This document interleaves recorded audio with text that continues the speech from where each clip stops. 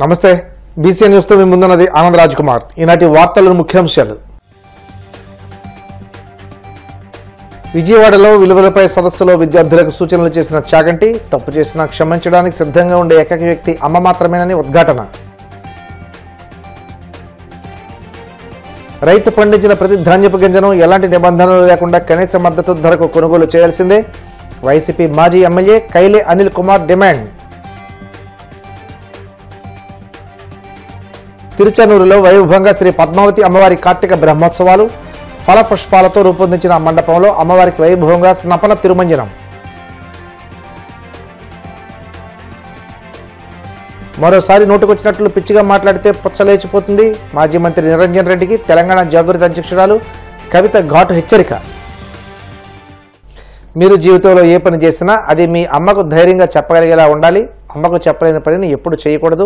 ఇదే మీ జీవితానికి గీటురాయి కావాలని ప్రముఖ ప్రవచనకర్త, ఆంధ్రప్రదేశ్ ప్రభుత్వ నైతిక విలువల సలహాదారు బ్రహ్మశ్రీ చాగంటి కోటేశ్వరరావు విద్యార్థులకు దిశానిర్దేశం చేశారు.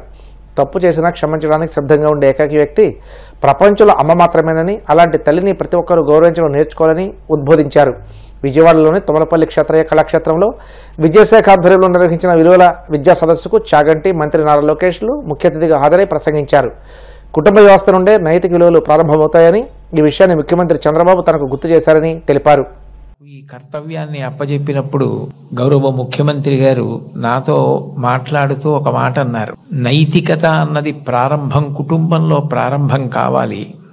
తల్లి మాట వినడం, తండ్రి మాట వినడం, అన్నదమ్ముల్ని ప్రేమించడం ప్రారంభమైతే సమాజాన్నంతటినీ ప్రేమించడం తనంత తానుగా అలవాటవుతుంది.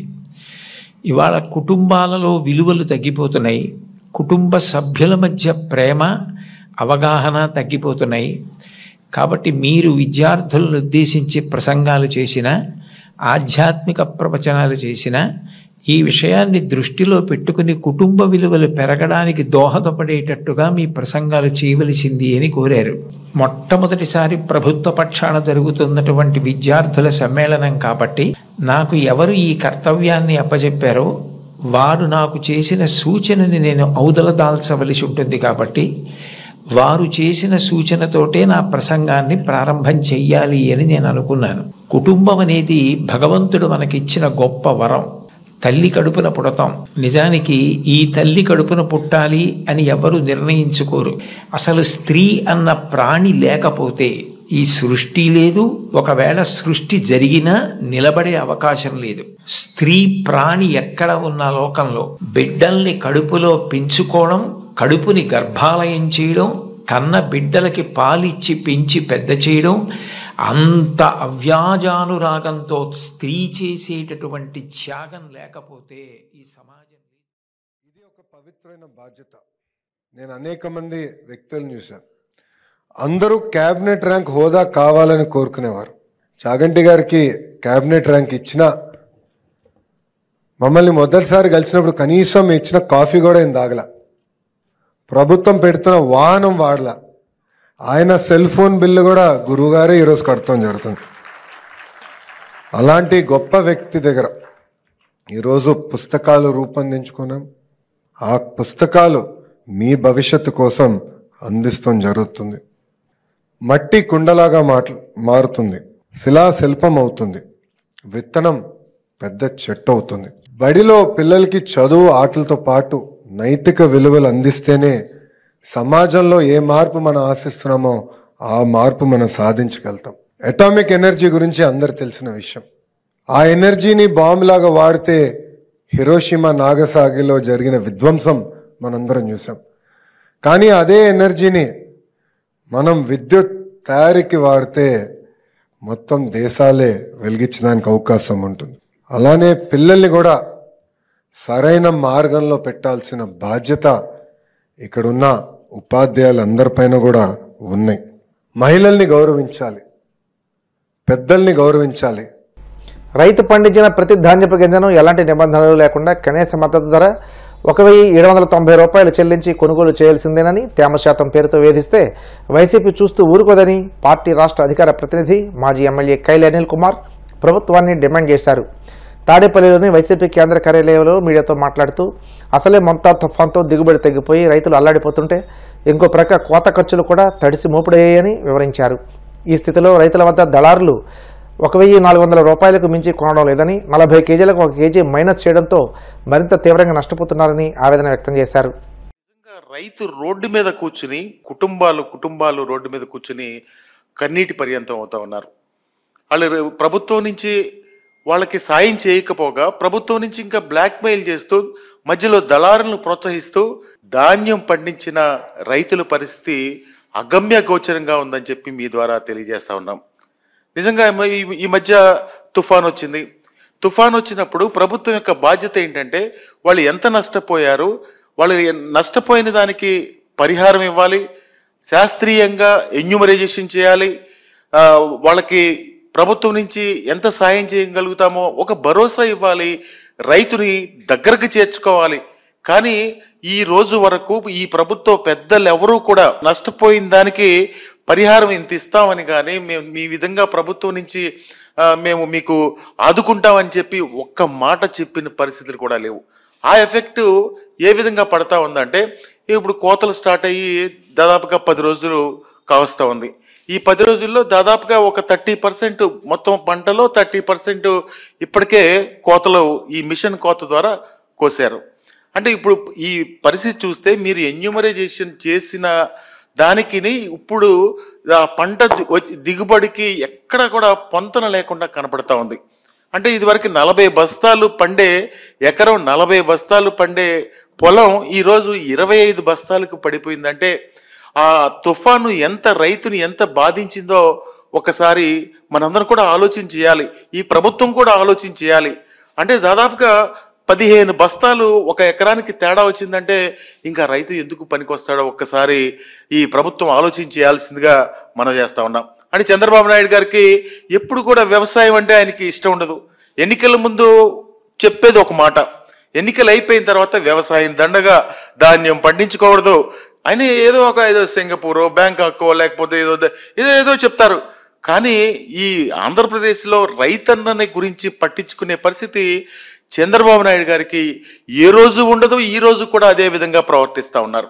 గత 3 రోజుల నుంచి మా నియోజకవర్గం పామర నియోజకవర్గం తీసుకుంటే రైతులు రోడ్డు మీద ఇక్కడి నుంచి విజయవాడ నుంచి మచిలీపట్నం వెళ్తే రోడ్ల మీద ధాన్యం అంతా కూడా ఆరపోసుకుని కుటుంబాలు రోడ్డు మీద ఉంటా ఉన్నారు. దయచేసి వైఎస్ఆర్ కాంగ్రెస్ పార్టీ తరఫున మేము డిమాండ్ చేసేది రైతులు చివరి గింజ వరకు అది ఏ కండిషన్లో ఉన్నా కానీ మీరు కొనాల్సిన అవసరం ఉంది. అది ఈరోజు రైతులు ఎంత తేమ శాతం ఉన్నా డ్రయర్ రైస్ మిల్స్ను ఉపయోగించి ఆ రైతు దగ్గర నుంచి తక్షణమే వాళ్ళు, ఎందుకంటే రోడ్ల మీద ఎక్కడ చూసినా కానీ ధాన్యం రాశులే కనిపిస్తూ ఉన్నాయి రోడ్ల మీద. మీరు వెంటనే కూడా కొని రైతుని ఆదుకోవాల్సిన అవసరం ఉందని చెప్పి కూడా మనం చేస్తా ఉన్నాం. మీకు వ్యవసాయం ఇంట్రెస్ట్ లేదు అంటే ఈ ప్రభుత్వం యొక్క మీరు ప్రభుత్వంలో ఉన్నారు, మీరు ప్రభుత్వంలో అన్ని రంగాల ప్రజల్ని అందరినీ కూడా హక్కుని చేర్చుకోవాల్సిన అవసరం ఉంది. కానీ ఈరోజు రైతన్నని ఆదుకోకపోగా రైతన్నని ఇబ్బందులు పెట్టి నానా కష్టాలకు గురి చేసి అదేమనంటే కేసులు కూడా పెడతా ఉంటా ఉన్నారు. పశ్చిమ గోదావరి జిల్లా భీమవరం శ్రీరాంపురంలోని శ్రీ రామలింగేశ్వర స్వామివారి దేవస్థానం సుబ్బారాయుడు గుడిలో సాంప్రదాయబద్ధంగా షష్ఠి ఉత్సవాలు ప్రారంభమయ్యాయి. ఆలయ ఈవో డివి కృష్ణరాజు, చైర్మన్ గుండు త్రివిక్రమమూర్తి, అభివృద్ధి కమిటీ నాయకులు పొత్తూరి బాపిరాజు, గాదిరాజు సుబ్బరాజు, ఆలయ ధర్మకర్తల పర్యవేక్షణలో ఆలయ ప్రధాన అర్చకులు నవ్వ శంకరం స్వామివారికి పంచామృతాలతో అభిషేకాలు నిర్వహించారు. అనంతరం ధ్వజారోహణ చేశారు. 26న షష్ఠి సందర్భంగా తెల్లవారుజామున 1:30 నుండి స్వామివారి దర్శనం కల్పిస్తున్నామని, అభిషేకాలు జరుగుతాయని తెలిపారు. భక్తుల కోసం ప్రత్యేక క్యూలైన్ ఏర్పాటు చేశామని తెలిపారు.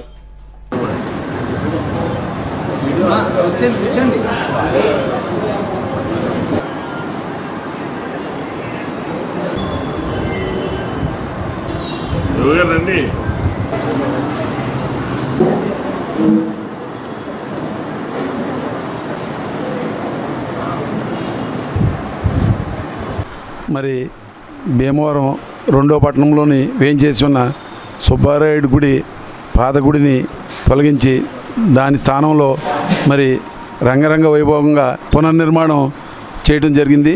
మరి రేపు 26వ తారీఖు రాత్రి 1 గంట నుండి మరి దర్శన భాగ్యం ఉంటుంది. మరి ఎంతో అద్భుతంగా ఈ గుడిని తీర్చిదిద్దడం జరిగింది.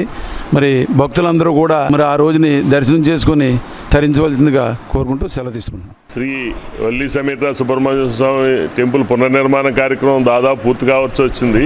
ఇప్పటివరకు పునర్నిర్మాణ కమిటీ ఆధ్వర్యంలో ఈ ఏర్పాట్లను చేయడం జరిగింది. కొత్తగా ధర్మకర్తల మండలి కూడా మొన్ననే 22వ తారీఖున ప్రమాణ స్వీకారం చేయడం జరిగింది. ముందుగా వారికి శుభాకాంక్షలు తెలియజేసుకుంటూ ఈ కార్యక్రమం వారి ముందు నడిపించమని, వారి వెనకాల నుండి మేము కూడా సహాయ సహకారాలు అందిస్తామని చెప్పి కోరుకుంటూ అన్ని రకాల ఏర్పాట్లు భక్తుల కోసం చేయడం జరిగింది. వీళ్ళంత ఎక్కువ మంది భక్తులు వచ్చి ఈ స్వామి దర్శనం చేసుకుని మా సేవల్ని వినియోగించుకోవాల్సిందిగా కోరుకుంటూ సెలవు తీసుకున్నాను. Thank you. భీమవరం పట్టణం శ్రీరాంపురంలో వేయించేసిన శ్రీ సుబ్రహ్మణ్య షష్ఠి మహోత్సవాలు అత్యంత వైభవంగా 25వ తారీఖు నుంచి 29వ తారీఖు వరకు ఈ రోజుని మొత్తం ఏర్పాట్లన్నీ క్యూ లైన్లు కానీ అన్ని ఏర్పాట్లు పూర్తి చేసాం.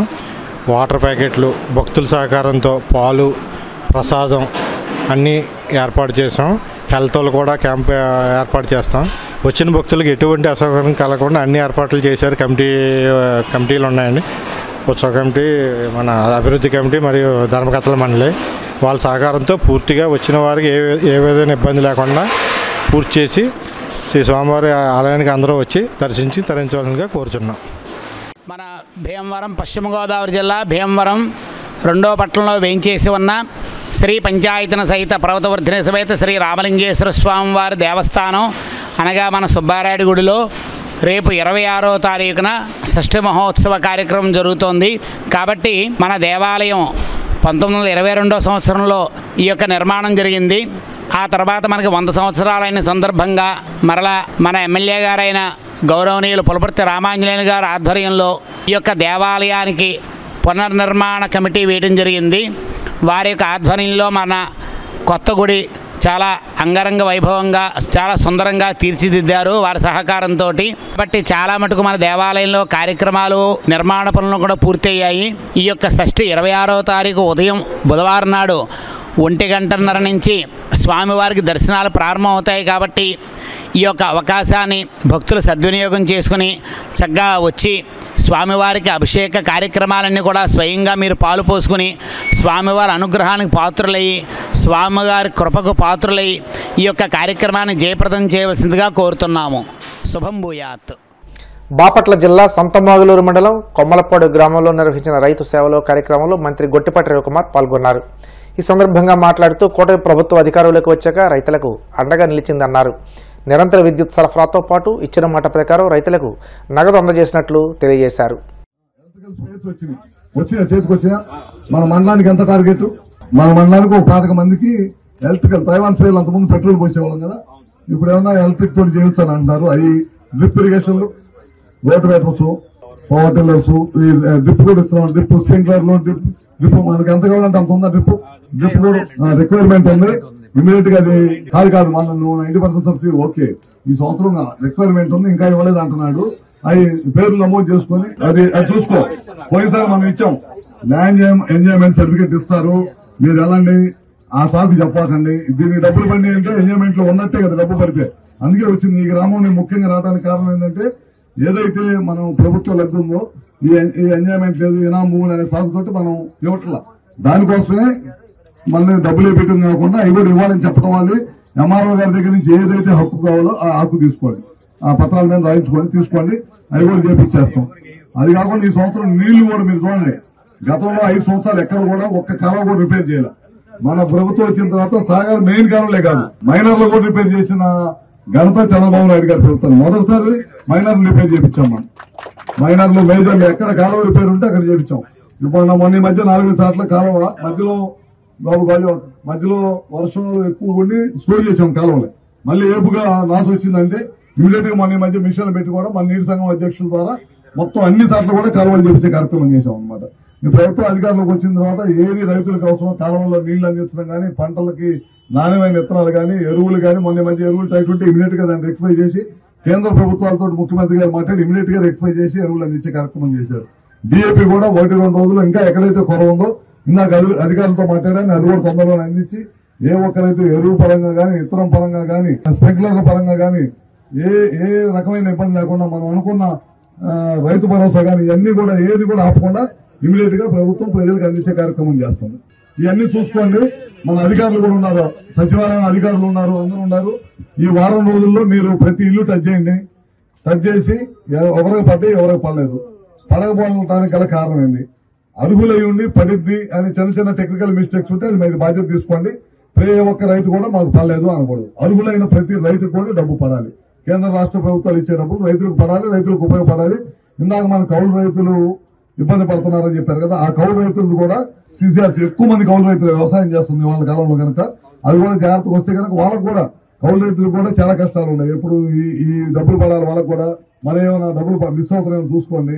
ఒరిజినల్ గా కౌలుకి ఎవరు చేస్తున్నారు వాళ్ళకి డబ్బులు పడేది చూసుకోండి. ఇవన్నీ చూసుకొని జాగ్రత్త చేయండి. ఇప్పుడు కాసేపు ప్రకటనలు.